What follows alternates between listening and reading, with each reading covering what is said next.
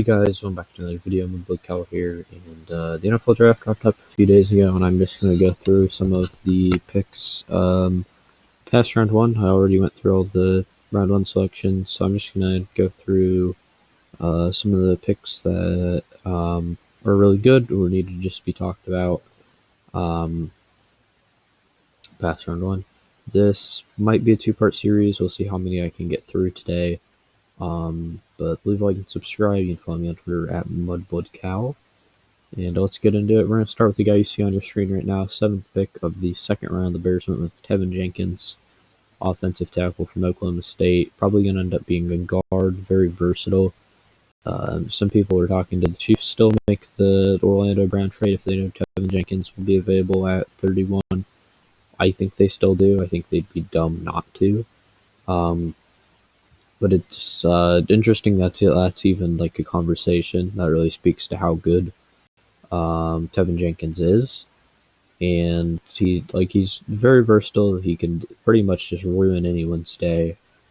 So overall, I'd say pretty good pickup by the Bears. Raiders draft their first of 3 safeties. All 3 ended up on this list somehow. So I guess good job to the Raiders. And Trevon Moehrig from TCU. He was a guy I had a first round grade on. I had a first round grade on a few of these guys. But Moehrig is very versatile safety. Might be able to come down and play corner for them. That's what they really need to do is just get that one safety. Surely one of these 3 guys works out, but it is the Raiders. They surprisingly didn't reach with this pick, even though they did reach with their first overall pick, debatably with Alex Leatherwood.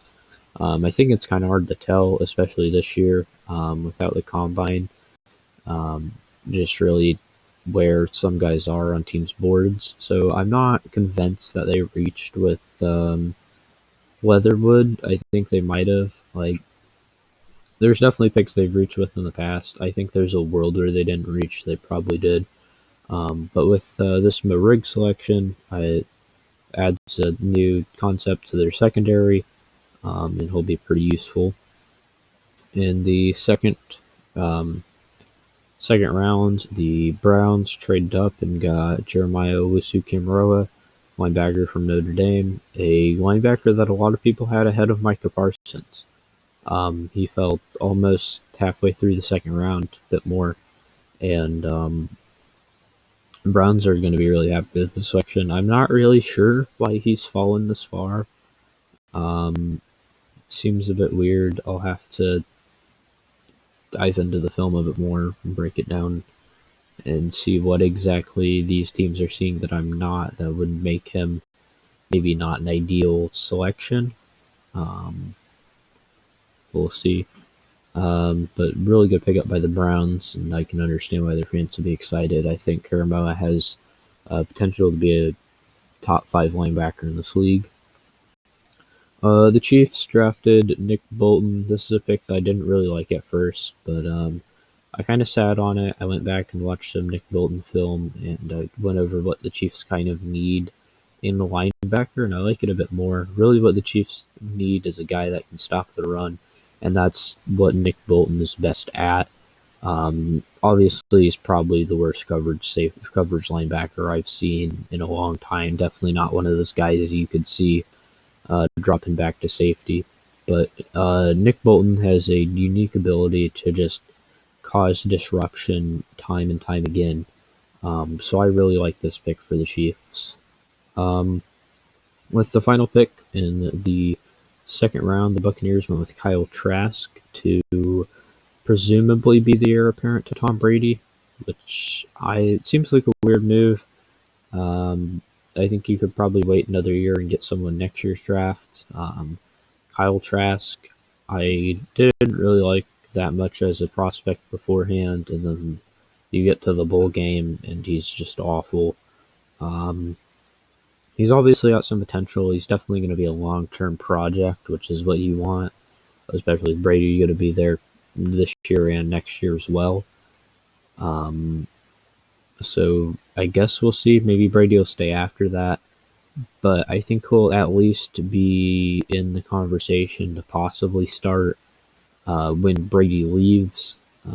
He'll be at the very least considered, um, much in the way that Jared Stidham was when Brady left the Patriots, except I think Trask is just a better player than Stidham and will have more time to get used to everything and develop.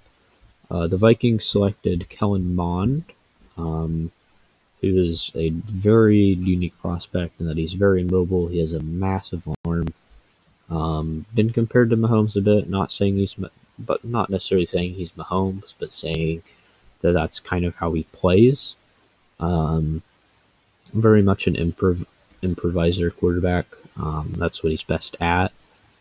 Um, and in much of a similar situation, he'll sit behind Kirk Cousins for a year, and then I guess they'll see what to do with them after that. Maybe if they re-sign Kirk or not. Um, they shouldn't really. They're not going anywhere with Kirk Cousins. But Bond is another guy that's going to be a project, but I do think has potential to start in this league and be a good quarterback. Um, and we have our third quarterback and 4 picks now. As the Texans selected Davis Mills right after Kellen Mond. There was the Jaguars pick where I think they took a safety between Trask and Mond. But other than that, a lot of quarterbacks here. Mills going to the Texans with obviously the lawsuits pending. Deshaun Watson. We'll see what happens there. It's kind of hard to tell with that stuff. Some people are saying he's not playing. Some people are saying he might not play ever again. Some people are saying it won't matter. We'll see when the season comes up. But the Texans could use another guy in that room, especially if Deshaun Watson isn't there. Which Deshaun Watson is the only reason they're getting any more than maybe one win this season. Without Deshaun Watson, they're going to be just absolutely terrible. Like what the Jets were last year, except 10 times worse. So at least adding some potential if Deshaun Watson's not there alongside Tyrod Taylor in the quarterbacking room. The Raiders took Divine Diablo from Virginia Tech. Their second safety, once again, a guy I really like. He can come down, play some corner, maybe he could turn himself into a linebacker. I don't think he's big enough, but he could still put on weight. He's still quite young, as all of these prospects are, I guess. So pretty good pickup by the Raiders. The Washington football team took Denami Brown, a guy that I was hoping the Chiefs would get.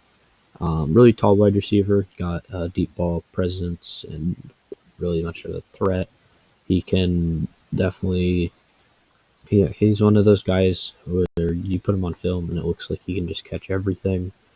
It's a good pickup from them to add their wide receiver room. I was kind of surprised they didn't pick up a quarterback. They seem pretty content to go in the season with Fitzpatrick and Heineke.